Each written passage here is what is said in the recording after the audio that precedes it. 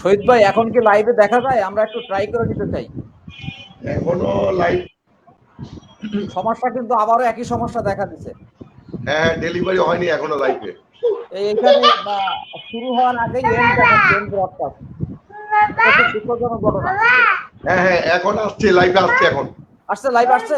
হ্যাঁ হ্যাঁ হ্যাঁ, লাইভ আসছে। আচ্ছা, আমরা তাহলে আর দেরি না করে আমাদের আলোচনা শুরু করে দিই। সুপ্রিয় দর্শক মন্ডলী এবং সম্মানিত অতিথিবৃন্দ, আমাদের আজকে এই অনুষ্ঠানের পক্ষ থেকে আপনাদেরকে স্বাগত। আমাদের আলোচনার বিষয়বস্তু নদী রক্ষা ও নৌখাতের উন্নয়ন, বঙ্গবন্ধু থেকে শেখ হাসিনা। আলোচনার জন্য আমাদের এখানে ইতিমধ্যে বেশ কয়েকজন অতিথি হয়েছে এবং পর্যায়ক্রমে আরো যুক্ত হবেন। যারা যুক্ত হয়েছেন তাদের মধ্যে আছেন উন্নয়নধারা ট্রাস্টের সদস্য সচিব আমিন রসুল বাবুল, বাংলাদেশ পরিবেশ আন্দোলন বাপানোর যুগ্ম সম্পাদক এবং বুড়িগঙ্গা বাঁচাও আন্দোলনের প্রতিষ্ঠাতা সদস্য সচিব জনাব মিহির বিশ্বাস, দৈনিক জনকণ্ঠের সিনিয়র রিপোর্টার আর রাজন ভট্টাচার্য। অনুষ্ঠানে সভাপতিত্ব করবেন নৌ সড়ক ও রেলপথ রক্ষা জাতীয় কমিটির সম্মানিত সভাপতি হাজী মোহাম্মদ শহীদ মিয়া। আর আপনাদের সঙ্গে আছি আমি আশিস কুমার দে। এই অনুষ্ঠানটির আয়োজক যৌথভাবে green club of Bangladesh DCB এবং অনুষ্ঠানটি সম্প্রচার করছে পিটিভি নিউজ বিটি.কম অনলাইন নিউজ পোর্টাল। তো আমি শুরুতেই মাননীয় সভাপতি জনাব হাজী মোহাম্মদ শহীদ মিয়াকে আলোচনার সূত্রপাত ঘটানোর জন্য অনুরোধ করছি। বিসমিল্লাহির রহমানির রহিম। Green club of Bangladesh JCB আয়োজিত অনলাইন আলোচনা, আজকে এই আলোচনা সভায় সম্মানিত অতিথিবৃন্দ, আসসালামু আলাইকুম। আপনাদেরকে শুভেচ্ছা এবং অভিনন্দন জানাচ্ছি। সাথে সাথে যেহেতু আজকে অনেক সময় অতিবাহিত হয়ে গেছে, আমি green club of Bangladesh JCB secretary Asif দাকে অনুষ্ঠান পরিচালনা করার জন্য অনুরোধ করছি। ধন্যবাদ জনাব শহীদ ভাই। আজকের সবার তিনি সম্মানিত সভাপতিও। আলোচনায় যুক্ত হয়েছেন অধ্যক্ষ আশিক এলাহি, আমিনুর রসুল বাবুল, মিহির বিশ্বাস, রাজন ভট্টাচার্য সহ যারা সুপ্রিয় দর্শক শ্রোতা আমাদের এই অনুষ্ঠান উপভোগ করছেন, তাদের সকলকেই জানাচ্ছি শুভেচ্ছা, অভিনন্দন। আমাদের আলোচনার বিষয়বস্তু ইতিমধ্যেই আপনারা জেনেছেন যে নদী রক্ষা ও নৌখাতের উন্নয়ন, বঙ্গবন্ধু থেকে শেখ হাসিনা। আমাদের নদীমাতৃক বাংলাদেশের নৌ পরিবহন ব্যবস্থা দীর্ঘদিন চরম অবহেলিত ছিল। 1974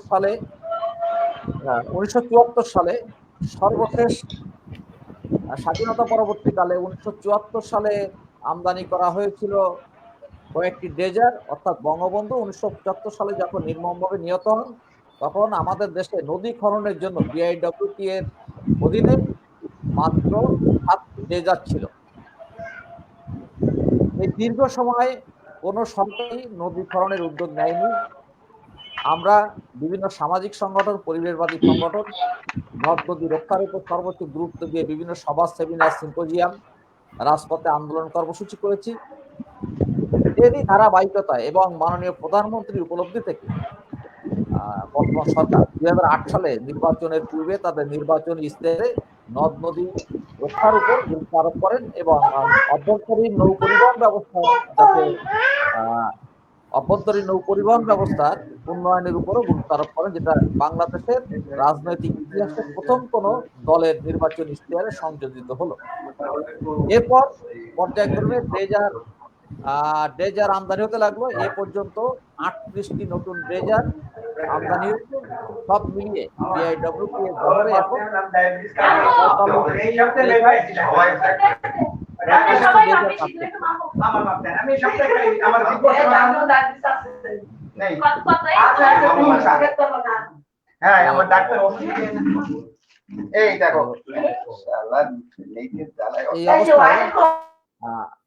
এই 45টি ড্রেজার এখন বিআইডব্লিউটি এর অধীনে রয়েছে। এছাড়া আরো 35টি ড্রেজার ক্রয়ের কার্যাদেশ দেওয়া হয়ে গেছে, যেগুলো পর্যায়ক্রমে ধাপে ধাপে বিআইডব্লিউটির বহরে যুক্ত হবে। এই হলো নদী খননের অবস্থা। এছাড়া আরেকটি বিষয় আছে, যেটি আমরা নদ নদীগুলো রক্ষার ক্ষেত্রে আমাদের যেসব দাবি ছিল, সে দাবিগুলো পূরণ হচ্ছিল না। কিন্তু সম্প্রতি গত বছর দুয়েক হলো বিভিন্ন নদ নদীর অবৈধ স্থাপনা উচ্ছেদ শুরু হয়েছে। এটি নিঃসন্দেহে ভালো উদ্যোগ এবং সরকারের প্রশংসনীয় কাজ। সব মিলিয়েই আমরা নদ নদী রক্ষা সহ নৌ পরিবহন ব্যবস্থার উন্নয়ন, সমস্যার সমাধানের পথ এবং সেখানে যদি নেতিবাচক কিছু থাকে সেই বিষয়গুলো তুলে ধরার চেষ্টা করব। তো আমাদের আলোচনা ইতিমধ্যে আমাদের সঙ্গে যুক্ত হয়েছেন অধ্যক্ষ আশিক এলহাই। আমরা তাকেও স্বাগত জানাই। আমরা সবার কথা পর্যায়ক্রমে শুনবো।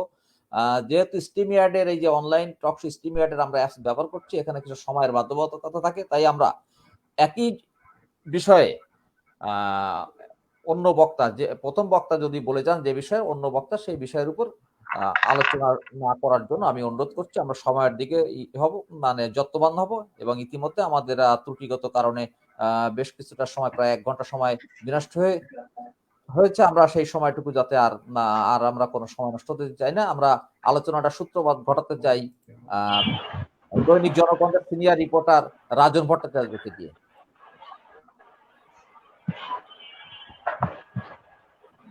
ধন্যবাদ আশিস দা।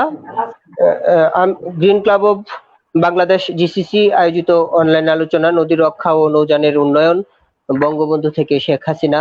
আজকের যে আলোচনার বিষয়বস্তু নির্ধারণ করা হয়েছে, দাদা শোনা যাচ্ছে? হ্যাঁ, শোনা যাচ্ছে। যে নির্ধারণ করা হয়েছে খুব সময় উপযোগী এবং বাস্তবসম্মত বিষয়বস্তু বলে মনে করি। এবং আজকের দিনে বাংলাদেশে সবচেয়ে গুরুত্বপূর্ণ যোগাযোগ খাতের সবচেয়ে গুরুত্বপূর্ণ আলোচনা মনে হয় এটি আজকে আমার মনে হয় ধারণা, এবং একটি সময় উপযোগী পদক্ষেপ বলে মনে হয়। যেহেতু দীর্ঘ সময় আমাদের প্রযুক্তিগত ত্রুটির কারণে চলে গেছে, 1 ঘন্টার বেশি সময় লস হয়েছে। আমি খুব অ্যাড্রেস করতে চাই না। আমাদের বিদগ্ধ আলোচকরা সবাই আছেন এখানে, সবাইকে শুভেচ্ছা ও স্বাগত জানাচ্ছি, এবং দর্শক যারা শুনছেন সবাইকে জানাচ্ছি আন্তরিক শুভেচ্ছা ও অভিনন্দন।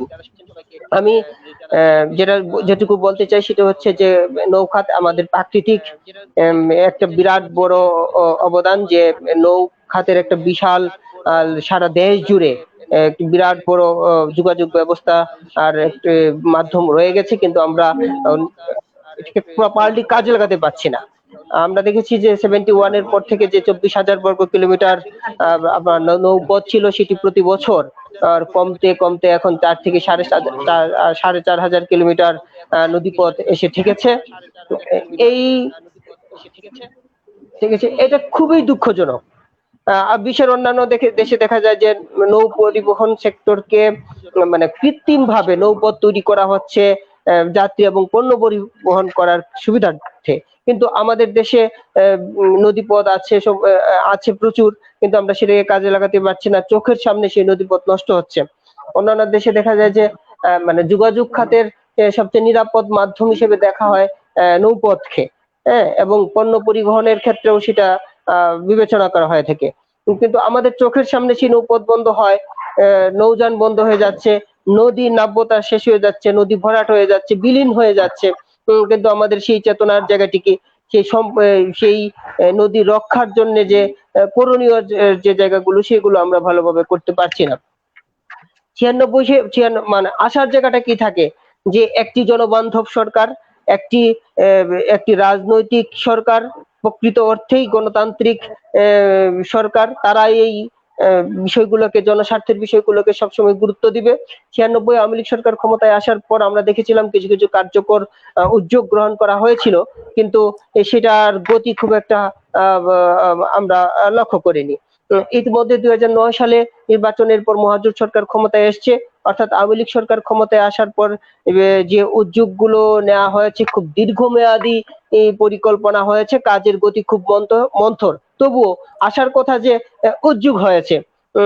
আমরা আজকেই জনকণ্ঠে একটি রিপোর্ট করেছি যে 10,500 কিলোমিটার নৌপথ কে আবার সচল করার একটি চিন্তা কিংবা পরিকল্পনা, একটি প্রকল্প নিয়েছে নৌ পরিবহন মন্ত্রণালয়ের পক্ষ থেকে।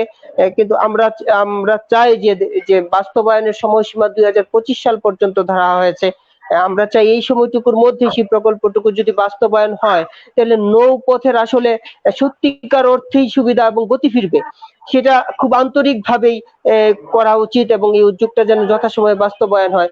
যদিও নেপথ্যে অর্থনৈতিক যোগান, তারপর যথাসময়ে বাস্তবায়ন হবে কিনা সেই ধরনের অনিশ্চয়তা এখনো রয়েই গেছে, তবুও আমরা আশার জায়গাটুকু রাখতে চাই। এইটা গেল একটি বিষয়। আরেকটি বিষয় হচ্ছে যে যে গোটা নৌ সেক্টর একটি অরক্ষিত অবস্থায় চলছে, সেটা এখনো চলছে, এতে কোনো ধরনের সন্দেহ নেই। এই কারণে যে বাংলাদেশে কি পরিমাণ নৌযান আছে, আমরা দেখেছি যে নৌ পরিবহন মন্ত্রণালয় কিংবা নৌ পরিবহন অধিদপ্তর বিআইডব্লিউটিএ যারা দায়িত্বশীল সংস্থা এবং মন্ত্রণালয়, তাদের কাছে যে 14,000 নিবন্ধিত নৌযান আছে, কিন্তু আমরা বেসরকারি বিভিন্ন সংগঠনের পরিসংখ্যানে দেখে থাকি যে এই পরিসংখ্যান প্রায় 60,000, অথচ নৌযানকে ফিটনেস সনদ দেওয়া হচ্ছে কিংবা ফিটনেস সনদের আওতায় আনা হচ্ছে। তো বাদ বাকিগুলো আসলে কি হবে, কিংবা বাদ বাকি কত হাজার নৌযান আমাদের দেশে চলছে, সেটার সর্বশেষ একটা পরিসংখ্যান নিশ্চয়ই থাকা উচিত। আরেকটি বিষয় হচ্ছে যে বর্ষায় আমাদের 7টি জেলা হচ্ছে হাওর অঞ্চল। হাওর অঞ্চলে যে নৌ যোগাযোগ ব্যবস্থার একটা বিরাট, বর্ষায় নৌ যোগাযোগ ব্যবস্থা একদম নৌকা নির্ভর অর্থাৎ হয়ে থাকে বর্ষায়। কিন্তু দেখা যায় যে এই 6টি মাস পুরো হাওর অঞ্চল রক্ষিত থাকে, সেটা সরকারের পক্ষ থেকে কোনো ধরনের তদারকি থাকে না। যে কারণে আমরা সাম্প্রতিক সময়ে লক্ষ্য করেছি নেত্রকোনায় বড় বড় 2টি নৌ দুর্ঘটনা ঘটেছে, ছোটখাটো বেশ কয়েকটি দুর্ঘটনা তো ঘটেই যাচ্ছে। কিন্তু প্রথম দুর্ঘটনাটি ঘটার পর তদন্ত প্রতিবেদন যেটি দেওয়া হয়েছিল, এর একটিও বাস্তবায়ন না হওয়ার কারণে 1 মাসের মাথায় আরেকটি বড় নৌ দুর্ঘটনা ঘটেছে। আমরা চাই সরকার এই বিষয়গুলো গুরুত্বের সঙ্গে দেখবেন। এবং মাননীয় নৌ পরিবহন মন্ত্রীকে আমি জিজ্ঞেস করেছিলাম যে নৌ সেক্টরের তদারকির যে অভাবটুকু আছে সেটি কেন, সেটি করার জন্য সরকারের পক্ষ থেকে কি ধরনের উদ্যোগ নেওয়া হচ্ছে। মন্ত্রী মহোদয় আমাকে আশ্বস্ত করেছেন দীর্ঘদিনের অব্যবস্থাপনা চলছে, সেটা এক মুহূর্তেই ঠিক করা যাবে না। তবে সরকারের পক্ষ থেকে যে সকল উদ্যোগ নেওয়া হয়েছে গোটা নৌ সেক্টরকে একটি শৃঙ্খলার মধ্যে আনার জন্য, আমরা আশা করছি ভবিষ্যতে সব ধরনের অব্যবস্থাপনা বন্ধ হবে। সরকারের সঙ্গে আমরা একই ধরনের আশায় আশান্বিত হতে চাই যে নৌ পরিবহন সেক্টর একটি শৃঙ্খলার মধ্যে আসবে, জনবান্ধব হবে গোটা নৌ সেক্টর, এবং আমাদের নৌ পরিবহন ব্যবস্থা একটি আধুনিকায়ন নৌ পরিবহন ব্যবস্থা পাবো। সবাইকে ধন্যবাদ এবং শুভকামনা। ধন্যবাদ রাজন ভট্টাচার্য। জনাব রাজন ভট্টাচার্য বেশ কয়েকটি প্রশ্নের অবতারণা করেছেন। যেমন আমাদের দেশে নৌযান চলে কিন্তু কোনো পরিসংখ্যান সরকারি দপ্তরে নাই, অর্থাৎ নৌশুমারি বলতে কিছুই হয়নি। একই কথা বলছে, আরেকটি কথা বলছে যে সরকার বেশ কিছু উদ্যোগ নিয়েছে, দীর্ঘমেয়াদী উদ্যোগ, কিন্তু সেই উদ্যোগগুলো বাস্তবায়নের গতি খুব মন্থর, যাতে সেগুলো দ্রুত বাস্তবায়ন হয় সেগুলোর উপরে গুরুত্ব আরোপ করেছেন। তো এবার আমি আলোচনার জন্য বলছি, আমাদের নৌ পরিবহন ব্যবস্থার উন্নয়নের সঙ্গে নদ নদী রক্ষার বিষয়টি অঙ্গাঙ্গিভাবে জড়িত। অর্থাৎ নদী যদি সচল না থাকে তো সেখানে নৌযান চলার কোনো সুযোগ থাকে না, এটাই স্বাভাবিক। তো এক সময় আমাদের দক্ষিণ উপকূলের মানুষের চলাচলের প্রধান মাধ্যম ছিল নৌপথ, নৌ যোগাযোগ ব্যবস্থা, নৌপথে পণ্য পরিবহন, মানুষের যাতায়াত সবকিছুই নদ নদী নির্ভর ছিল। কিন্তু দৃশ্যপট বদলে গেছে। আমাদের সেই খুলনা, বাগেরহাট, সাতক্ষীরা, যশোর অঞ্চলের সেই নৌ পরিবহন ব্যবস্থা নদ নদীর সেই প্রাচীন ঐতিহ্য বিলীন হওয়ার পথে।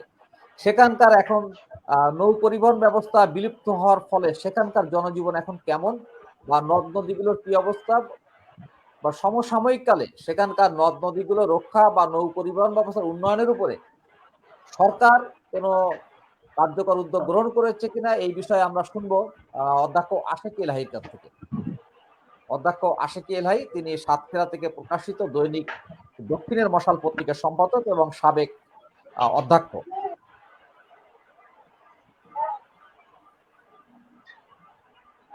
জি আশিক ভাই বলেন আপনি।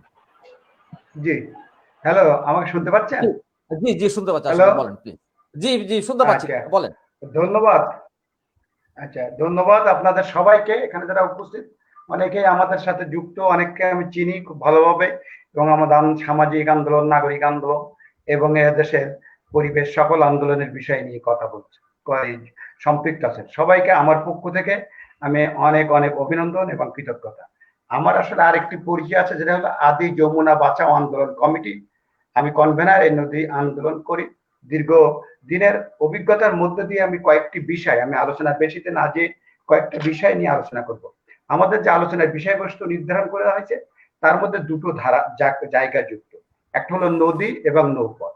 আমি আমার আলোচনা নদীকে কেন্দ্র করে রাখার বেশি বাস্তবতা আমার কাছে বেশি মনে হয়েছে, সেই কারণে আমি মনে করছি আসলে নৌপথ যদি সচল না থাকে তাহলে নদী পথ, ওই নদী যদি সচল না থাকে তার নৌপথের ব্যাপারটা একটি ঝুঁকির মধ্যে থাকে।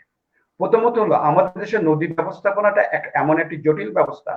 নদীকে আপনার যেভাবে পারে, যতগুলো জায়গা আছে তারা নদীকে, যতগুলো মন্ত্রণালয় আছে সকল মন্ত্রণালয় নদীকে ব্যবহার করে, অর্থাৎ সরকারের নানান পরিকল্পনা, যত পরিকল্পনা গ্রহণ করে তাতে নদীকে যে একটা আলাদা অথরিটি থাকা দরকার, নদী একটা আলাদা মন্ত্রণালয়ের অধীনে থাকা দরকার, নদীর নিজের পক্ষে একটা অধিদপ্তরের আওতায় থাকা দরকার, এরকম ব্যাপারটি আমাদের দেশে নেই। ফলে একবার আইডব্লিউটি হোক, রেভিনিউ ডিপার্টমেন্ট হোক, এগ্রিকালচার হোক, সকল মন্ত্রণালয় এইগুলো নিয়ে টানা আসে। সেই জন্য আমাদের দেশের নদীর ব্যাপারটাকে বিবেচনা করা হলে প্রথমে যেটা দরকার, বাংলাদেশের একটি সুপরিকল্পিত নৌপথ বলি আমরা, নৌমাতৃক দেশ বলি, নদীমাতৃক দেশ আমাদের, নদীর নানান বদ্বীপের মধ্যে দিয়ে নদীর গড়ে উঠেছে, কিন্তু সেই দেশে নদীকে ব্যবস্থাপনা, নদীর একটা নিজস্ব সেই জায়গাটা নেই। সে কারণে আমার প্রথম প্রস্তাব এবং কথা হলো যে আসলে আমাদের একটি নদীকে কেন্দ্র করে শুধুমাত্র নদী, তার জন্য একটা মন্ত্রণালয় বা অধিদপ্তর থাকা খুব জরুরি। দ্বিতীয়ত হলো নদী একটা জীবন্ত সত্তা। নদী গড়ে ওঠে প্রবাহের মধ্যে দিয়ে, সাগরের সাথে। হিমালয় আমরা যদি দেখি তাহলে হিমালয় আমাদের উত্তরে হিমালয় আর দক্ষিণে সাগর, এই দুটোর মাঝখান দিয়ে নদীর প্রবাহ তৈরি হয়েছে। অর্থাৎ নদীর জীবন্ত সৃষ্টিটার সাথে নদীর প্রবাহ যে আহ্বান করে ধরে এই অঞ্চলের যে প্রবাহ, যে নদীর যে ক্রিয়া, সেটা যুক্ত। সুতরাং নদীর প্রবাহকে বিবেচনা করা, নদীর প্রবাহকে বিবেচনা না করে আমাদের দেশে 60-এর দশকে যে উন্নয়ন একটি পরিকল্পনা পূরণ করা হয়, যেটিকে দক্ষিণ পশ্চিম উপকূল শোনায়, সারা বাংলাদেশ নদীকে চরম ভাবে বিপর্যস্ত করে, নদী ব্যবস্থা, নদীকে একদম ধ্বংসের মুখোমুখি দাঁড়। সুতরাং এই ব্যাপারটাকে আরেকটা বিবেচনায় দরকার, নদীর প্রবাহকে স্বাভাবিক রাখার জন্য। নদীর প্রবাহ, উপরে জোয়ারের পানি উঠবে এবং সেটা সরে যাবে, এলাকা প্লাবন ভূমি ইয়েতে ভরে যাবে, আবার হয়ে যাবে, এখানে ফসলের উৎপাদনের ভালো, মাছ এবং অন্যান্য বিষয়। সুতরাং নদীর এই প্রবাহের ব্যাপারটি, যেটি গভর্নমেন্টের ওয়াটার ডেভেলপমেন্ট বোর্ডের মাধ্যমে যেটা নিয়ন্ত্রণ, কে নিয়ে নতুন করে বিবেচনা করা দরকার। তৃতীয় যে ব্যাপারটা, একটা পরিবেশ এবং একটা ইকোলজিক্যাল ব্যবস্থাপনা আমাদের দেশে আছে নদীকে, সেটি হলো নদী কেন্দ্রিক। আমরা যদি মানুষের জীবন করা সে আদির দিক থেকে দিকে যায়, তাহলে দেখতে পাবো যে মানুষের জীবন জীবিকা আদিকাল থেকে তৈরি হয়েছে নদীকে কেন্দ্র করে। নদীর পারে সভ্যতা গড়ে উঠেছে, নদীকে কেন্দ্র করে মানুষের সকল ধরনের এবং জীব জগতের বিকাশ ঘটেছে। তো সেই বিষয়ে আমাদের আদি মানুষ বেলা ছিল নদী কেন্দ্রিক। আমরা যাদের আমাদের অঞ্চলে আমরা বাগদি বলি, কালো চামড়ার যে মানুষগুলো, বেড়ে খাটা, নাক ভোটা, এই মানুষগুলো দ্রাবিড় এবং এই অঞ্চলে। তো আমাদের এই সংস্কৃতি, এই কৃষ্টি এবং আমাদের নৃতাত্ত্বিক যে ব্যাপারটা, সেটি অন্যদিকে। সুতরাং আপনার নদীকে বিবেচনা করতে গেলে, নদীকে আলোচনা করতে গেলে, নদীর সংস্কৃতি, নদীর নৃতত্ব এবং নৈতিক ঐতিহ্য, ইকোলজি, এই বিষয়টিকেও বিবেচনা করা খুব জরুরি বলে আমি মনে করি। পাশাপাশি নৌ পরিবহন ব্যবস্থা, নৌযানের যে ব্যাপারটা এসে, এটা অত্যন্ত গুরুত্বপূর্ণ, কারণ আমাদের অঞ্চলটা যে বাণিজ্যিক ব্যবস্থাটা গড়ে উঠেছিল সেটা নদীকে কেন্দ্র করে। আমরা আমাদের এখানে প্রধান প্রধান যে নদীগুলো, আমরা ইসামতির এবং কপোতাক্ষ দুইটা প্রবাহমান গঙ্গার শাখা এখানে যুক্ত, এবং এই দুইটা নদীর সাথে যুক্ত করে অনেকগুলো নদী এই অঞ্চলে ছিল। কিন্তু আমি যে বলেছি, নদীর যে বাধার পরে আমাদের নদীর পানির সাথে, সাগরের পানির সাথে বিশেষ করে পলি একটা বিশেষ ব্যবস্থা। পলির প্রচুর পরিমাণে পলি আসে, এবং যে পলিটা আমাদের ভূমি গঠন করেছে, যেখানে আমাদের মাটি গঠন করেছে, আমাদের উর্বরতা করেছে, আমাদের সভ্যতা তৈরি করেছে, সেই পলি ব্যবস্থাপনা, পানি ব্যবস্থাপনা, নদী ব্যবস্থাপনা আমি বললেই আমার সাথে পলি ব্যবস্থাপনার ব্যবস্থাটাকেও বিবেচনায় করতে হবে। আমি নদীকে বাদ দিয়ে আটকাতে পারবো না। যদি পলিকে টোটাল ম্যানেজমেন্টে নদী বাদ দেবেন, পলিতে জমে যাবে। সুতরাং নদী ব্যবস্থাপনার সাথে পলি, যেহেতু 60-এর দশকে আমাদের এই অঞ্চলে উপকূলীয়, তার আগে মাথা ভাঙ্গা ব্রিটিশ আমলে কয়েকবার বাঁধার চেষ্টা করা হয়, এলাকার প্রবাহটাকে বিঘ্নিত করা হয়েছিল। সেই সকল বিষয়গুলোকে বিবেচনা করে আজকের অবস্থায় নদীর এই যে পলি ব্যবস্থাপনা, দক্ষিণ পশ্চিম উপকূলীয় অঞ্চলের এখন প্রধান সমস্যা হলো জলবদ্ধতা, এবং জলবদ্ধতা মূল কারণ হলো পলির সঠিক ব্যবস্থাপনা না। সুতরাং এই অঞ্চলের, উপকূলীয় অঞ্চলের, এই অঞ্চলের যে ব্যবস্থাপনা, সেটিকেও আবার স্বাভাবিক রাখতে গেলে পলিকে আপনাকে ব্যবস্থাপনার মধ্যে নিয়ে আসতে হবে। শেষে আমি যেটি বলতে চাই, আমি আমার আলোচনা দীর্ঘ না করে আমি যেটি বলতে চাই সেটি হলো, এই অঞ্চলে নদীর আহ্বানকালে যে নদী গড়েছিল আমাদের 60-এ ব্রিটিশ আমলে, যে আমাদের সিএস কোটিয়ান বলি, তার আগে বলি, এই যে পরবর্তীতেও যতগুলো আমাদের জিওগ্রাফিক্যাল সার্ভে হয়েছে, যতগুলোকে আমাদের এখানে জরিপ কার্য করা হয়েছে, প্রথম দিকে যে নদীর ব্যবস্থা ছিল, নদীর যে প্রবাহ ছিল, যে প্রশস্ততা নদীর যেগুলো ছিল, আজকের এসে অনেক পরিবর্তন হয়েছে। সুতরাং আপনি নদীকে কেন বাঁচাবেন, নদী কেন্দ্রিক করবেন। আমরা দেখি সরকারি প্রোগ্রাম করে 200 ফিট চওড়া একটা নদী খনন করার নামে মাঝখানে 300 ফিট, ওই 30 ফিট খনন করে, বাকি 2 পারে মাটি ফেলে সেই জায়গা ভরাট করে দেয়। সরকারি পরিকল্পনা, নদী খননের যে পরিকল্পনা, নদী ড্রেসিং এর যে পরিকল্পনা, আপনি যদি আমরা গোয়ালন্দ পার হই বা ইসে পার হই, যখন ঢাকায় যাওয়ার আইসাতে, নদীর পানি এক জায়গার পলি আরেক জায়গায়, এটাকে স্রোত প্রবাহমান করে, অথবা নদীর মধ্যে ফেলে নদীকে বাধা হয়। নদী শাসনের নামে আমাদের এই যে একটি খুব বাজে শব্দ, যে নদী শাসন, নদীর শাসন করা দরকার, এটা ব্যবস্থাপনা। নদীর মধ্যে দিয়ে আমাদের উদ্ভব হয়েছে, নদীকে কেন্দ্র করে আমরা আমাদের জীবন গড়ে তুলেছি, সেটি শাসন নয়, সেটিকে সমন্বয়, সেটাকে আমার জীবনের সাথে সহমর্মিতা করে গড়ে চলানোর যে মানসিকতা, সরকারি পরিকল্পনায় এই মানসিকতা পরিবর্তন আনা দরকার। সে কারণ আমি কথা না বাড়িয়ে শুধু যে কথাটিগুলো বলেছিলাম, তার বলেছিলাম নদী কেন্দ্রিক একটি বিষয় মন্ত্রণালয় থাকা, যারা নদী নিয়ে গবেষণা করবে। আমাদের দেশে এক্ষেত্রে অনেকে বলতে পারে যে নদী কমিশন হয়েছে। আমি মনে করি, ব্যক্তিগত অভিজ্ঞতা দিয়ে বলতে পারি, এটি একটি গভর্নমেন্টের একটা অধিদপ্তরের আওতায় একটা রয়েছে, এটি কোনো কমিশন হিসেবে কাজ করার মতন যোগ্যতা নেই স্বাধীনভাবে। সুতরাং এটা নদী মন্ত্রণালয়ের আওতায় করা দরকার, নদীর প্রবাহ বিবেচনা করা দরকার, নদীর মধ্যে যে পলি আছে সেটিকে ব্যবস্থাপনা দরকার, এলাকার ইকোলজিক্যাল ব্যবস্থা এবং নদীর সংস্কৃতিকে বিবেচনা দরকার। আপনাদের সবাইকে ধন্যবাদ। পরবর্তীতে সুযোগ হলে আমি আবার কথা বলবো। ধন্যবাদ চৌধুরী, ধন্যবাদ অধ্যক্ষ আশিক এলাহি, অত্যন্ত মূল্যবান বক্তব্য উপস্থাপনের জন্য। সুপ্রিয় দর্শক এবং সম্মানিত অতিথিবৃন্দ, ইতিমধ্যে আমাদের সঙ্গে যুক্ত হয়েছেন বাংলাদেশ প্রকৌশল বিশ্ববিদ্যালয় বুয়েট শিক্ষক সমিতির সম্মানিত সভাপতি অধ্যাপক ডক্টর মীর তারেক আলী। তারেক ভাই, আপনাকে আমাদের আয়োজনের পক্ষ থেকে স্বাগত। আমাদের এই অনুষ্ঠানে সভাপতিত্ব করছেন নৌ সড়ক রেলপথ। আপনাকে ধন্যবাদ। ধন্যবাদ। আমাদের এই আয়োজনে আলোচনা সভাপতিত্ব করছেন নৌ সড়ক রেলপথ জাতীয় কমিটির সম্মানিত সভাপতি হাজী মোহাম্মদ শহীদ মিয়া। আলোচক হিসেবে উপস্থিত আছেন আমিনুর রসুল বাবুল, সদস্য সচিব উন্নয়ন ধারা ট্রাস্ট। এতক্ষণ আলোচনা করলেন অধ্যক্ষ আশিক এলাহি। শুরুতে আলোচনা করেছেন দৈনিক জনকণ্ঠের সিনিয়র রিপোর্টার রাজন ভট্টাচার্য। আমাদের সঙ্গে যুক্ত আছেন নৌযান শ্রমিক ফেডারেশনের মহাসচিব চৌধুরী আশিকুল আলম এবং বাংলাদেশ পরিবেশ আন্দোলন বাপার যুগ্ম সম্পাদক ও বুড়িগঙ্গা বাঁচাও আন্দোলনের প্রতিষ্ঠাতা সদস্য সচিব জনাব মীর বিশ্বাস। আমি এবার আলোচনাটা মীর বিশ্বাসকে করার জন্য আহ্বান করছি। তিনি যেহেতু ঢাকার চারপাশের নদ নদী, বুড়িগঙ্গা সহ ঢাকার চারপাশের নদ নদীগুলো রক্ষার জন্য দীর্ঘদিন ধরে আন্দোলন করছেন। তো এই যে বর্তমান সরকারের আমলে যে নদ নদী রক্ষা, নৌ পরিবহন ব্যবস্থার উন্নয়নের সুদূর প্রসারী পরিকল্পনা নেওয়া হয়েছে, এর ভিতরে অনেকগুলি মেগা প্রজেক্টও রয়েছে। এর ফলে নদ নদীগুলো রক্ষার ক্ষেত্রে কি ইতিবাচক প্রভাব ফেলছে এই সমস্ত প্রকল্প? জনাব মীর বিশ্বাস। ধন্যবাদ। আমাকে শোনা যাচ্ছে? হ্যাঁ, শোনা যাচ্ছে, আপনি বলুন। ধন্যবাদ আশিস দা এবং অন্যান্য অতিথিরা, আমরা একটা গুরুত্বপূর্ণ বিষয় নিয়ে আলোচনা করছি। তো ঢাকার চারপাশের নদীগুলো নিয়ে কথা বললে প্রথমেই বলতে হয় যে একটা সরকারের প্রতি আমাদের দাবি ছিল যে নদীগুলোকে প্রবহমান রাখা, দূষণমুক্ত রাখা এবং দখলমুক্ত রাখা। তো তিনটার ব্যাপারে কোথাও কোথাও কিছু অগ্রগতি হলেও অধিকাংশ ক্ষেত্রেই দেখা যায় যে এগুলো রক্ষিত হয়নি এবং আমরা অনেক নৌপথ হারিয়েছি।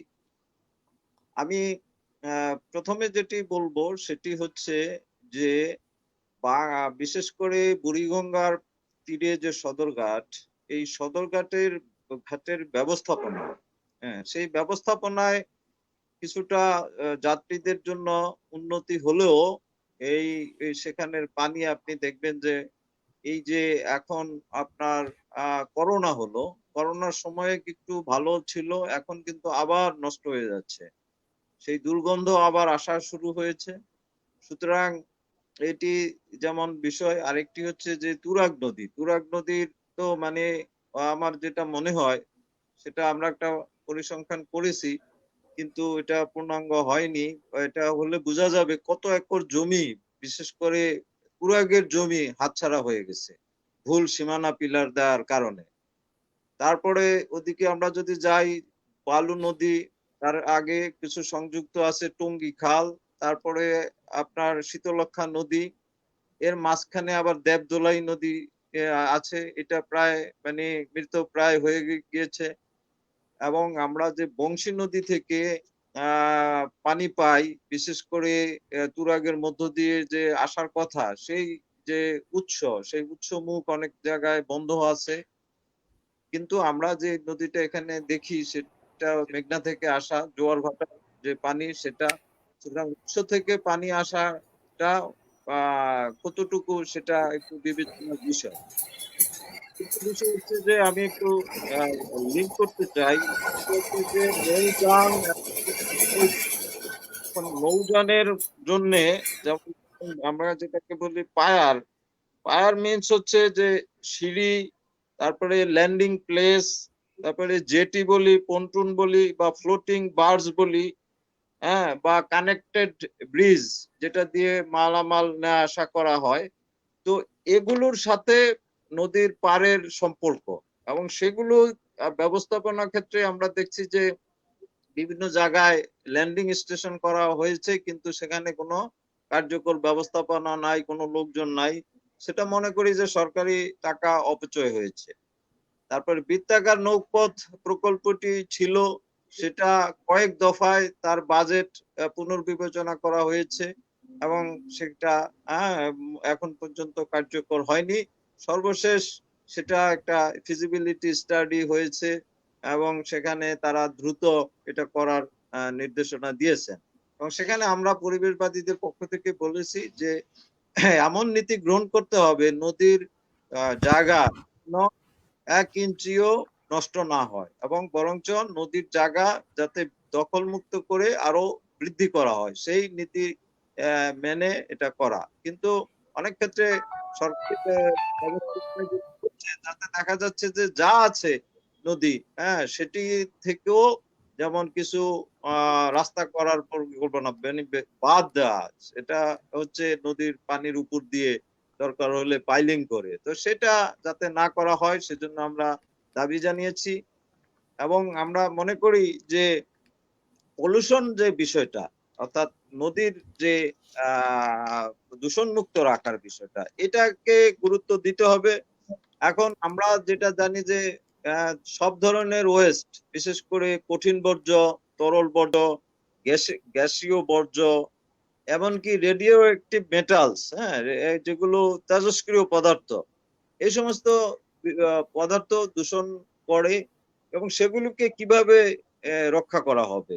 বিশেষ করে যে ফ্লাইং ভেসেল গুলো আছে, তাদের যে যে ব্যবহৃত মানে সিউয়েজ, যেগুলো নৌযানের টয়লেট থেকে আসে, তারপরে সেখানে অসুস্থ হলে যে মেডিকেল ওয়েস্ট আসে এবং যে এনিমেল তারা বহন করে, যে সমস্ত যে গবাদি পশু আমরা দেখি যে ট্রান্সপোর্টে যায়, তো তাদের যে বর্জ্য এবং যেটা উপরিস্থিত যে বিশেষ করে ওয়াসার বর্জ্য ব্যবস্থাপনার যে সংযুক্ত মুখগুলো যেগুলো দিয়ে অনবরত তরল বর্জ্য আসছে, এবং যে শিল্প কারখানা যেখানে বলা হচ্ছে ওয়ার্ল্ড ব্যাংকের রিপোর্টে যে 60% সলিড ওয়েস্ট এই নদীগুলোতে এসছে, আর বাকি 40%-এর মধ্যে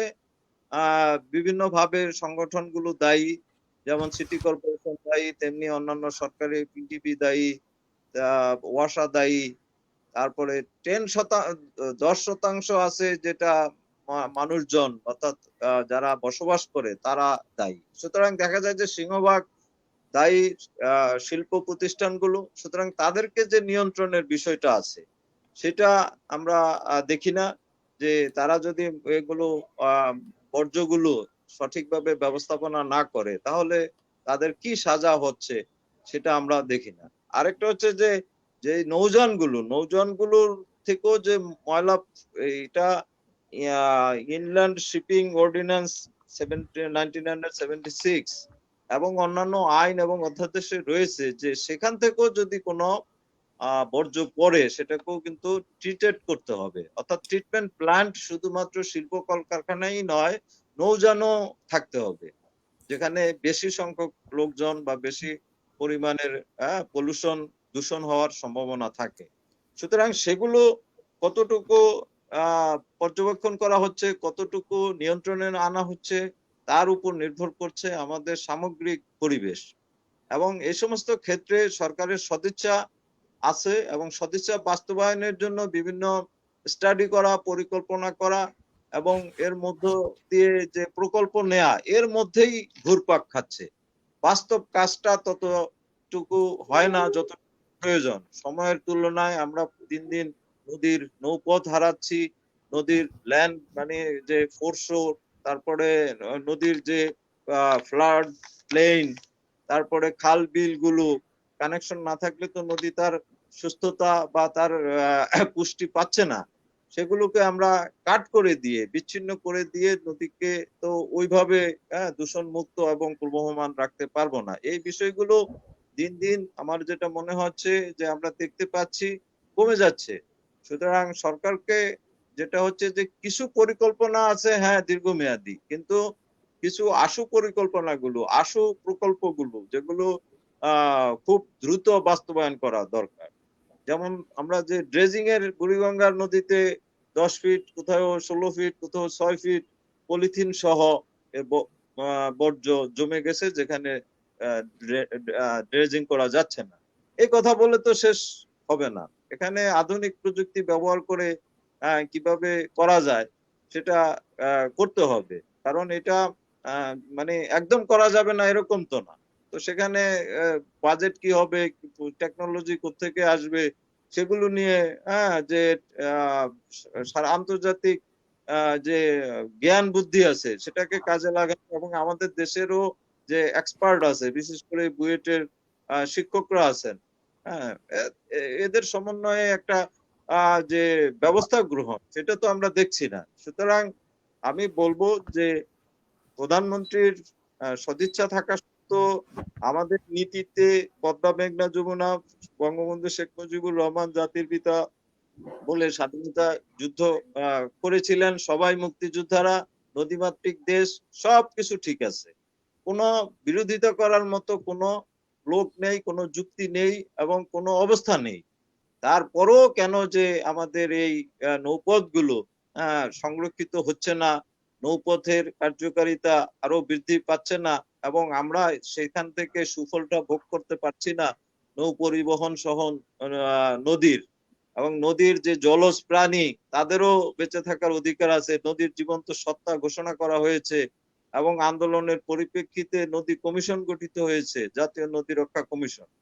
তারপরেও একের পর এক আমরা ঘোষণা আসতেছে, মন্ত্রীরা বলছেন এটা করব, তারপরে মেয়র মহোদয়রা বলছেন এটা করব, খালগুলো রক্ষা করা হবে।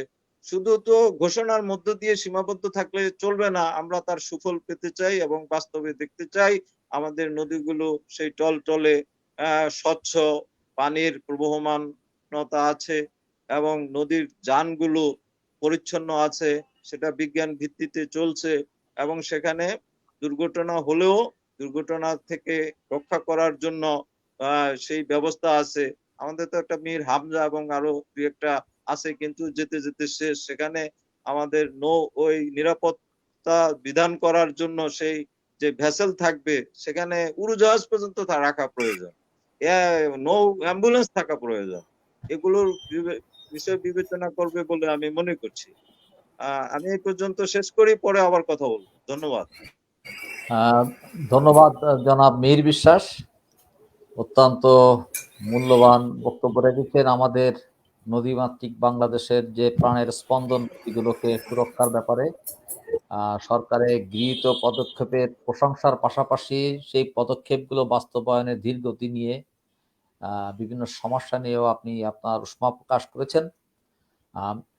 আমি আলোচনা করার জন্য অনুরোধ করছি জনাব আমিনুর রসুল বাবুলকে, যিনি দীর্ঘদিন যাবৎ নৌ পরিবহন ব্যবস্থা উন্নয়নকল্পে সামাজিক কর্মকাণ্ডের সঙ্গে সম্পৃক্ত। উন্নয়ন ট্রাস্টের সদস্য সচিব জনাব আমিনুর রসুল বাবুল। রসুল ভাই, আপনার ফোনটা আনমিউট করে নেন। শোনা যায়? জি, শোনা যায়। জনাব সভাপতি, এই সমস্ত আলোচনায় অংশগ্রহণ করি একটা হলো সামাজিক দায়বদ্ধতা থেকে, আরেকটা আজকে সভাপতি উনি যখন দাওয়াত দেন তখন উনি বাসা থেকে আসার সময় আমাদের জন্য একটা লাড্ডু নিয়ে আসেন, সেটার প্রতি আমার একটা লোভ আছে আর কি। এটা আজকে মিস করলাম, এটা পাওনা রয়ে গেল শহীদ ভাই। যাক, আমি শুরু করতে চাই যেভাবে যে আমাদের ঐতিহ্যগতভাবে একটা স্লোগান আছে, কারণ অনেকের ঠিকানার জন্য ব্যবহার করা হয়, কিন্তু বাংলাদেশের ঠিকানা হলো পদ্মা, মেঘনা, যমুনা, তোমার আমার ঠিকানা। আমাদের মহান মুক্তিযুদ্ধ এবং মুক্তিযুদ্ধের সূচনার আগেই আমরা এই স্লোগান দিয়ে আমাদের ঠিকানাকে নির্ধারণ করেছি, যেটা হলো আমাদের স্থায়ী ঠিকানা।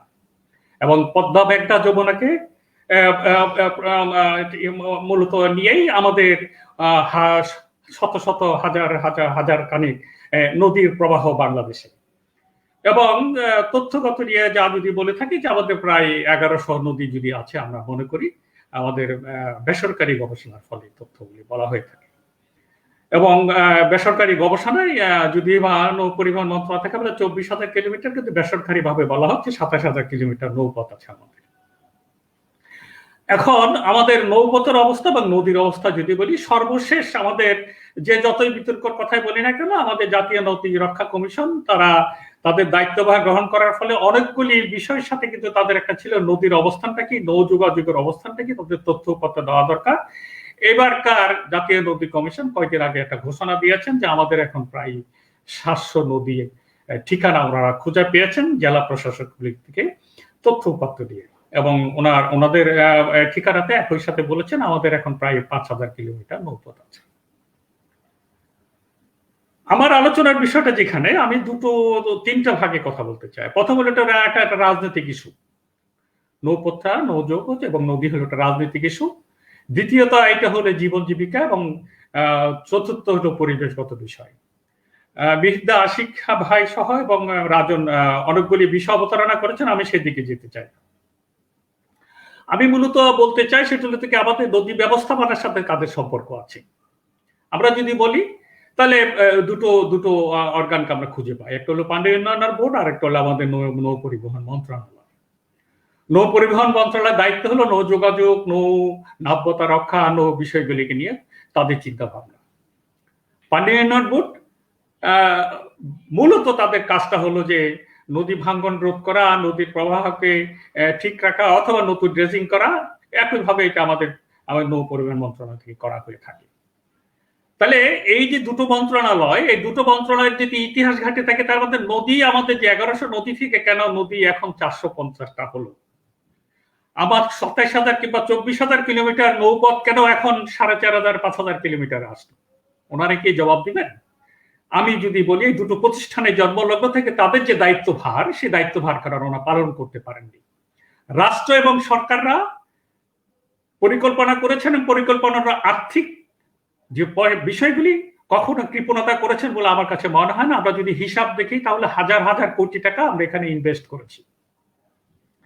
যে ইনভেস্টমেন্ট, আমাদের ইনভেস্টমেন্টের আউটপুটটা যদি হিসাব করি তাহলে হলো কি আমার নদী মরে গেছে, আমার নদী ধ্বংস হয়ে গেছে এবং নৌপথ বিলুপ্ত হয়ে গেছে। এখন আসি যদি নৌ যোগাযোগের কথা বলি, আবার 24,000 কিলোমিটার থেকে আমি এখন 4,500 কিলোমিটার আমি পেয়েছি। অথচ আমাদের নৌ যোগাযোগ একটা প্রাচীন একটি নৌপথের মানুষ ব্যবহার করে আসছে।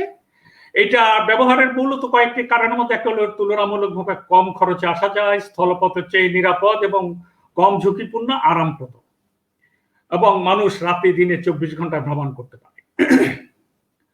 তাহলে এই আরামপ্রদ এবং কম এবং ঝুঁকিপূর্ণ এবং পরিবেশ সম্মত যোগাযোগ ব্যবস্থাপনাটা কেন ধ্বংস হয়ে গেল? আমরা এইটার মূল ঘটনাগুলি যেটা দেখি, তাহলে আমরা দেখেছি যে এইটার সাথে রাজনীতি, আমি যেটা বলতে চাই এটা রাজনীতি। রাজনীতিটা কি? রাজনীতির সাথে অর্থের সম্পর্ক। আমরা বিশ্বব্যাংকের প্রকল্পের প্রতি যত দৃষ্টি দিয়ে আমি সড়ক পথে যেভাবে পয়সা খরচ করেছি, আমি নৌপথে সেভাবে পয়সা খরচ করিনি, এবং যেগুলি করেছি এগুলি মূলত অপচয় বলে আমি মনে করি। বিহিতটা কিছুটা ধারণা দিয়েছেন। আপনি সড়কের যেভাবে দৃষ্টি দিয়েছি নৌপথে না দেওয়ার পরে আস্তে আস্তে আমার নৌপথের ধ্বংস হয়ে গেছে এবং আমরা 24,000 থেকে এখন 4,000 কিলোমিটার চলে আসছে। আমি খুব ব্লুট পয়েন্টে আলোচনা করছি কারণ সময় স্বল্পতার কারণে। আবার আমার 1100 নদীর মধ্যে এখন 400-500 নদী আমরা কেন পেলাম? পানি উন্নয়ন বোর্ড অপরিকল্পিত ভাবে বাদ দিতে গিয়ে সে আমার নদীর প্রবাহগুলি ধ্বংস করে দিয়েছে, এবং এই যে রবি প্রবাহ ধ্বংস হওয়ার পরে আস্তে আস্তে নদীগুলি ভরাট হয়ে গেছে এবং বড় করে একটা পর্যায়ে শেষ হয়ে গেছে। এবং দ্বিতীয়ত যে কাজটা সেটা হলো যে যেহেতু ভাটি অঞ্চলের উপর থেকে পানি আসে আন্তর্জাতিক নদীর যে আছে আমাদের হিস্সা, আমরা সেই হিস্সা পেতে ব্যর্থ হয়েছি। আমরা এটা রাষ্ট্রীয় হিসেবে কূটনীতিক বিষয়। আমাদের মনে হচ্ছে যে আমরা কূটনৈতিক ভাবে বিজয়ী হতে পারিনি, আবার কূটনৈতিক ভাবে আমরা হেরে গেছি। এটা এই কারণেই আমরা আমাদের পানির প্রবাহ না হওয়ার ফলে আবার নদীগুলিও ধ্বংস হয়ে গেছে। তৃতীয়ত যে কথাটা মিহিরদা টাচ করেছেন যে সেটা পরিবেশগত বিষয়, আমাদের নদীগুলিকে ধ্বংস করেছি আমরা আবার নানান ভাবে, এবং কারা ধ্বংস করেছেন উনি সে কথাগুলি বলেছেন। যদি বলি যে একদম মোটা দাগে একটা কথাই বলি, যদি আমি যদি ঢাকার নদীর কথাই কথা বলি এবং চট্টগ্রামের কন্যাকুলির কথা বলি, কুড়িগ্রাম এবং দুটো, একটা নদী ইতিমধ্যেই মারা গিয়েছেন মৃত্যু বলে ঘোষণা করেছি, আর অন্যান্য নদীগুলি আস্তে আস্তে মারা যাচ্ছেন, তার মধ্যে কন্যাকুলি। বুড়িগঙ্গা মারা যাওয়ার পিছনে 3টা কারণ খুঁজে পাওয়া গেছে। একটা হলো নদীর অবকাঠামোর মধ্যে প্রচুর পরিমাণে ঘর বাড়ি হয়েছে। 2, সুয়েরেজ লাইন। একটা হলো ওয়াসা, আর একটা হলো অন্যান্য উৎসগুলির হাসপাতাল বন্ধ থেকে বিভিন্ন বিষয়গুলি বলা হয়েছে। এখন এখানে যদি চিহ্নিত করি তাহলে কোর্ট বলেছে সবচেয়ে বড় কে দায়ী? ওয়াসা। ওয়াসাকে কোর্ট ডাকি বলেছে আর তুমি এগুলো বন্ধ করো, ওয়াসা সে করেনি।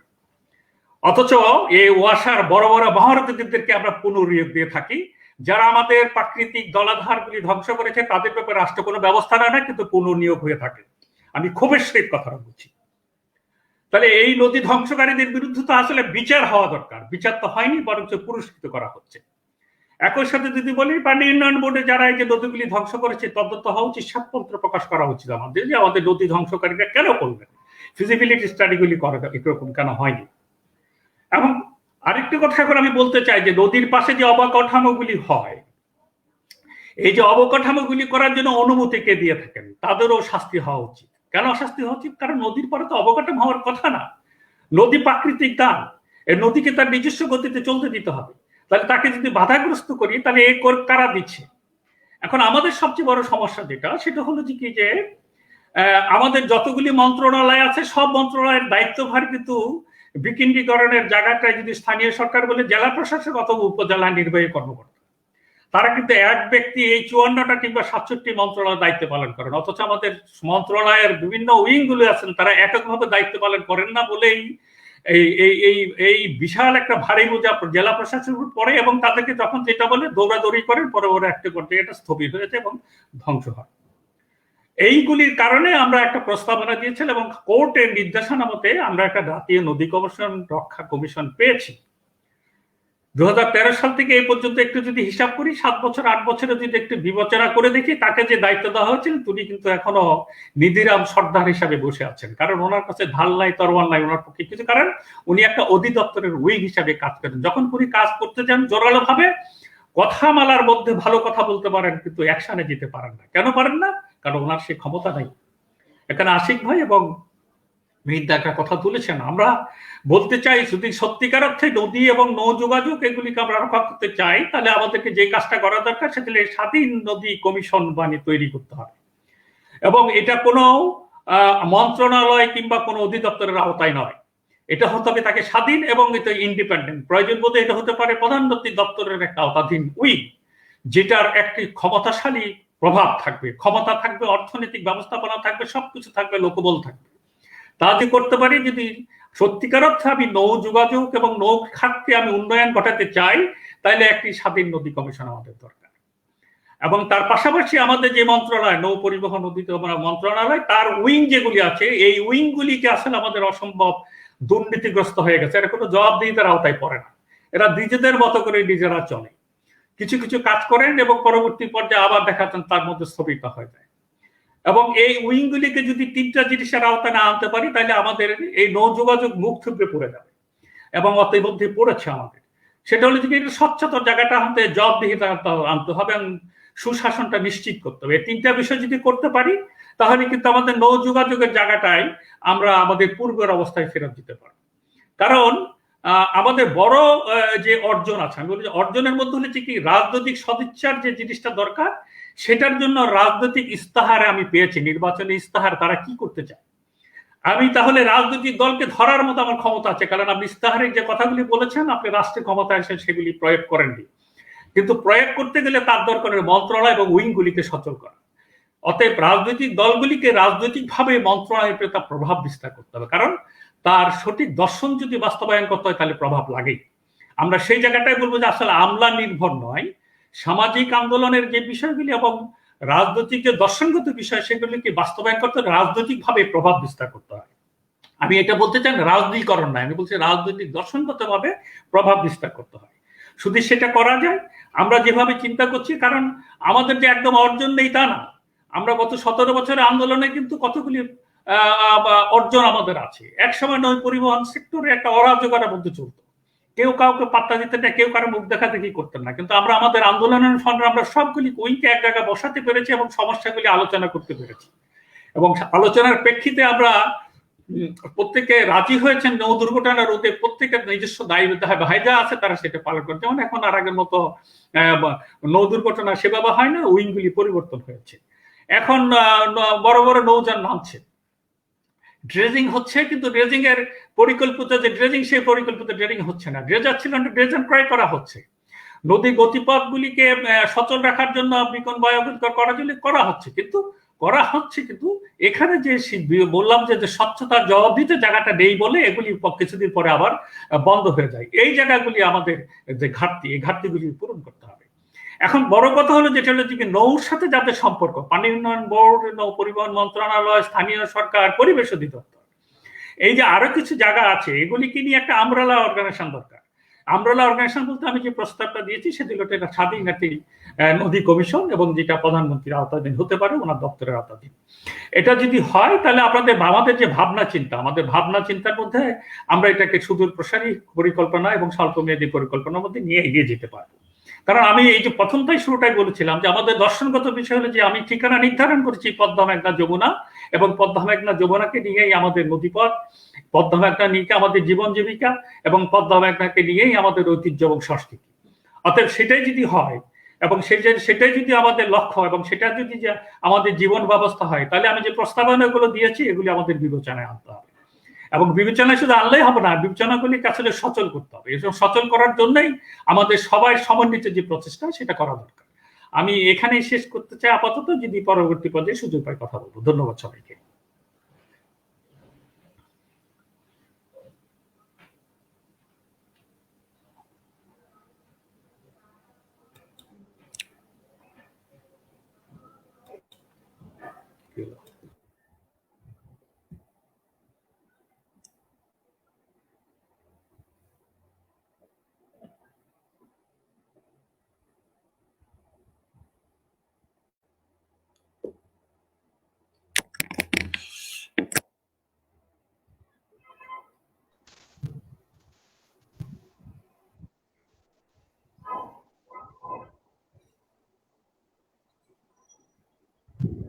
আশিস বোধহয় আনমিউট করেন নাই।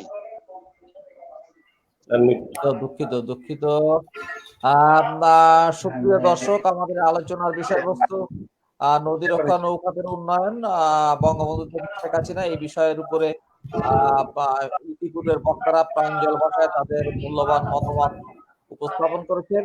এখন আমি আলোচনার জন্য অনুরোধ করছি বাংলাদেশ প্রকৌশল বিশ্ববিদ্যালয় বুয়েট শিক্ষক সমিতির সম্মানিত সভাপতি এবং নৌ পরিবহন বিশেষজ্ঞ অধ্যাপক তারেক আলী।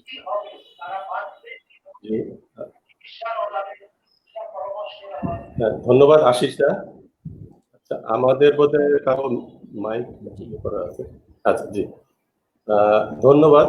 আজকের অনুষ্ঠানের চালক জনাব আশিস কুমার দে, আজকের অনুষ্ঠানের সভাপতি জনাব হাজী শহীদ মিয়া, অনুষ্ঠানের সম্মানিত আলোচক বৃন্দ জনাব আশিক ইলাহি, জনাব মিহির বিশ্বাস, জনাব আমিন রসুল, সবাইকে সালাম জানিয়ে আমি আমার সংক্ষিপ্ত বক্তব্য শুরু করছি।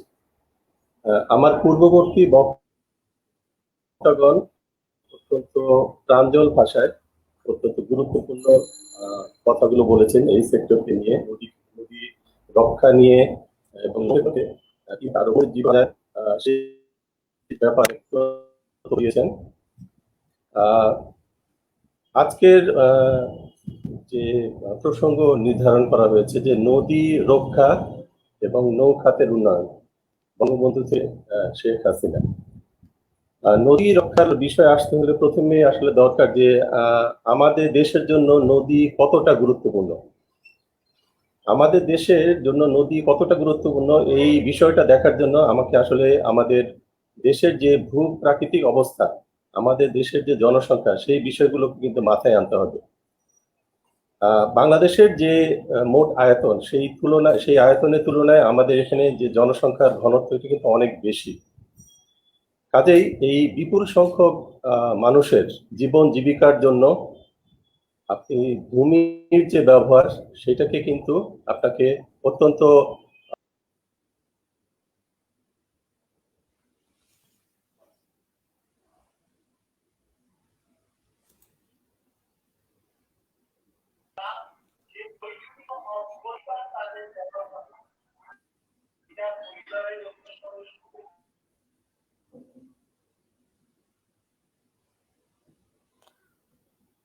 আচ্ছা, ইন্টারনেটের সংযোগ চলে গিয়েছিল। আচ্ছা, আমাদের ভূমির ব্যবহারের ব্যাপারে আসলে অনেক সচেতন হতে হবে।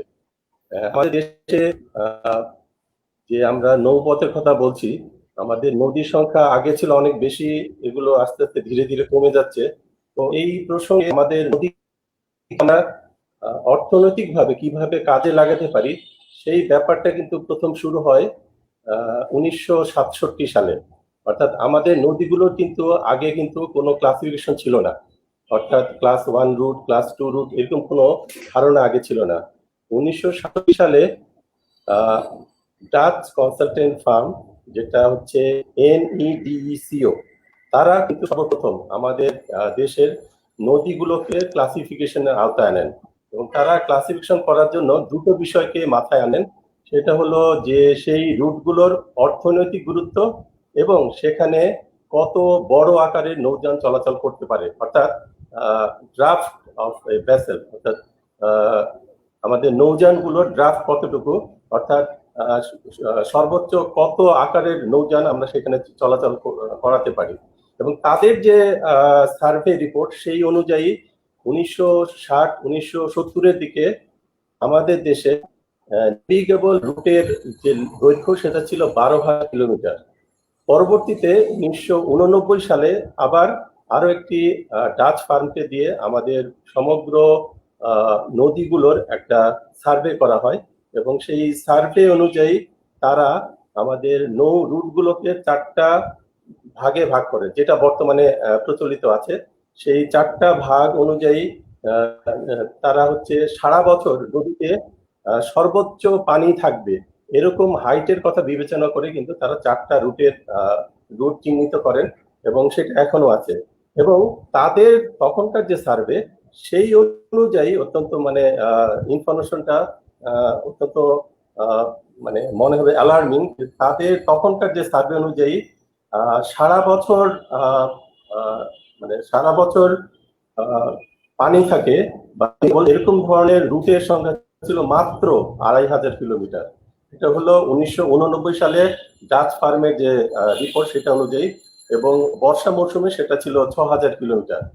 অর্থাৎ আমরা দেখলাম যে 1960 থেকে বা 1970 থেকে যদি ধরি 1970 থেকে 1990 এই সময়ের মধ্যে আমাদের যে রুটের সংখ্যা, রুটের মানে নো রুটের যে দৈর্ঘ্য সেটা 12,000 কিলোমিটার থেকে 6,000 নেমে এসেছিল। তো বর্তমানে আমাদের বর্তমান সরকার তাদের বিভিন্ন ড্রেজিং পরিকল্পনা এগুলোর মাধ্যমে আমাদের নৌপথের যে দৈর্ঘ্য এটা আমরা বেশ কিছুটা বাড়াতে সক্ষম হয়েছি। বর্তমানে আমাদের যে বর্ষা মৌসুমে সেটা 6,000-এর মতো,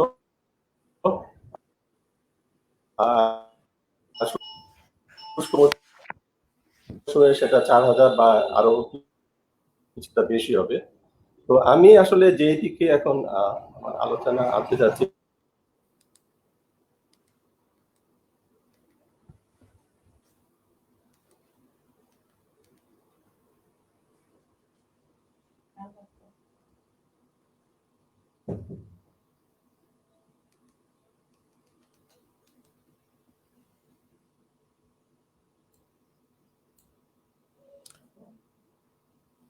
অধ্যাপক ডক্টর তারেক আলীর সংযোগটি বিচ্ছিন্ন হয়ে গেছে। আমরা তো অনুষ্ঠানের শেষ পর্যায়ে ছিলাম, তো তারেক ভাই আবার সংযুক্ত হতে পারবেন কিনা আমি এখন আলোচনা করার জন্য অনুরোধ করছি আজকের সবার সম্মানিত সভাপতি, নৌ সড়ক ও রেলপথ রক্ষা জাতীয় কমিটির সভাপতি। আচ্ছা, আমরা ইতিমধ্যে তারেক ভাই আবার যুক্ত হয়েছেন। আমরা তারেক ভাইকে তার অসমাপ্ত বক্তব্য, তারেক ভাই আপনি যুক্ত হয়েছেন, আপনার অসমাপ্ত বক্তব্য সম্পন্ন করার জন্য আপনাকে অনুরোধ করছি, অধ্যাপক তারেক আলী। আমি অত্যন্ত দুঃখিত, কারণ ইন্টারনেট বারবার কানেকশন চলে যাচ্ছে। না, দুঃখ প্রকাশ করার কিছু নেই, একই সমস্যার সম্মুখীন আমরা যে কেউ হতে পারি যে কোনো সময়। জি বলেন প্লিজ। জি জি, আচ্ছা, আমাদের নদীগুলোকে আসলে কেন রক্ষা করতে হবে? আমাদের প্রথম হচ্ছে আমরা আসলে নদীগুলোকে দুভাবে নদীগুলোকে ক্ষতিগ্রস্ত করছি। একটা হচ্ছে মনুষ্য সৃষ্ট, আর আরেকটা হচ্ছে প্রাকৃতিক ভাবে। এখন প্রাকৃতিক ভাবে যে নদীগুলোর সমস্যা হচ্ছে, যেমন নদী ভাঙন থেকে শুরু করে ওই ব্যাপারগুলো কিন্তু মনুষ্য সৃষ্ট যে সমস্যা সেটার সাথে কিন্তু আবার সম্পর্কিত। অর্থাৎ মনুষ্য সৃষ্ট যে দূষণ, সেই প্রসঙ্গে আমি কিছুদিন আগে, এই সপ্তাহখানেক আগে CNN-এ তারা একটা রিপোর্ট করেছে। সেই রিপোর্টটার হেডলাইনটা পড়ছি। সেই হেডলাইনে তারা বলেছে যে Asian rivers are turning black and our colourful closets are to blame. অর্থাৎ এই রিপোর্টে তারা আমাদের দক্ষিণ পূর্ব এশিয়া, বিশেষ করে আমাদের দেশের যে নদীগুলো আমরা নষ্ট করছি, পলিউটেড করছি, এটার কারণ হিসাবে আমাদের বিভিন্ন ধরনের শিল্প বর্জ্য আমরা যে এখানে ফেলছি। এটার মধ্যে আমাদের গার্মেন্টস এর হতে পারে, আমাদের ডাইং এর, আমাদের অন্যান্য ইন্ডাস্ট্রি যে বর্জ্যগুলো, যেগুলো আসলে ট্রিটমেন্ট করে ফেলার কথা, আমরা কিন্তু অনেক ক্ষেত্রে, কিছু ক্ষেত্রে হয়তো করা হচ্ছে, কিন্তু অনেক ক্ষেত্রেই সেগুলোকে উইদাউট ট্রিটমেন্টে নদীতে ফেলা হচ্ছে। আমাদের এখানে প্লাস্টিকের একটা মানে ভয়ঙ্কর ব্যবহার চলছে, এবং সেই প্লাস্টিক গুলো, সেই পলিথিন গুলো, সেগুলো কিন্তু আলটিমেটলি নদীতে জমা হচ্ছে, এবং এই বর্জ্যগুলো যখন নদীতে জমা হয় সেটা নদীর যে তলদেশ, সেই তলদেশকে ভরাট করে দেয়, এবং আস্তে আস্তে নদীর যে নাব্যতা সেটা কমতে থাকে। আমরা কিছুদিন আগে দেখলাম যে কর্ণফুলী নদীতে তার নাব্যতা বাড়ানোর জন্য প্রায় 26 ইঞ্চি থেকে 28 ইঞ্চি আকারে একটা কাটার সাকশন ড্রেজার নিয়ে আসা হলো, যে সেই কাটার সাকশন দিয়ে, ড্রেজার দিয়ে কর্ণফুলী নদীর নাব্যতা ফিরিয়ে আনা হবে। কিন্তু সেই কাটার সাকশন ড্রেজার গুলো সেখানে ব্যবহার করা গেল না। তারা দেখলেন যে কেন ব্যবহার করা যাচ্ছে না, সেটার কারণ হচ্ছে যে সেই কর্ণফুলী নদীতে পলিথিনের যে আস্তর জমা হয়েছে সেটা হচ্ছে প্রায় কয়েক ফিট, এবং সেই আস্তর ভেঙে পড়ে এই এত বিশালের কাটার সাকশন ড্রেজারের কাটার গুলো মাটিকে টাচ করতে করতে পারছে না, তারা কাজ করতে পারছে না। পরবর্তীতে আরো বড় আকারের কাটার সেকশন ড্রেজার নিয়ে আনা হলো, সেটা বোধহয় 32 ইঞ্চি বা সেরকম মাপের, কিন্তু দেখা গেল সেটাও কাজ করছে না। পরবর্তীতে যারা ডিসিশন যেটা নিলেন সেটা হচ্ছে যে কাটার সার ব্যবহার করতে হবে। অর্থাৎ আমরা নদীকে পলিউটেড করে নদীর নাব্যতা বাড়ানোর ক্ষেত্রে সৃষ্টি করছি, এবং সেই ক্ষেত্রে যে আমাদের যে পরিকল্পনাগুলো নেওয়া হচ্ছে, যে প্ল্যানগুলো নেওয়া হচ্ছে, সেগুলোর খরচও কিন্তু আস্তে আস্তে বেড়ে যাচ্ছে। আমাদের নদীকে রক্ষার জন্য আরেকটা গুরুত্বপূর্ণ কাজ করতে হবে, সেটা হচ্ছে যে আমাদের নদী থেকে আমরা কিন্তু অবৈধভাবে বালু উত্তোলন করা হচ্ছে। এই অবৈধভাবে বালু উত্তোলন করতে গিয়ে আমরা নদীর যে গভীরতা সেগুলো বিভিন্ন জায়গায় এত অধিকভাবে বাড়িয়ে দিচ্ছি যে নদীর যে প্রকৃতি, নদীর যে ক্যারেক্টার, সেটা কিন্তু চেঞ্জ হয়ে যাচ্ছে, এবং সেই কারণে আমরা অনেক সময় দেখি যে নদী ভাঙন।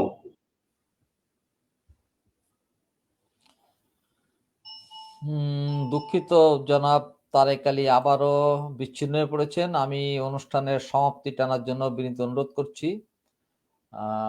আজকের এই আলোচনা, অনলাইন আলোচনা সভার সম্মানিত সভাপতি, নৌ সড়ক রেলপথ রক্ষা জাতীয় কমিটির সভাপতি জনাব হাজী শহীদ মিয়াকে।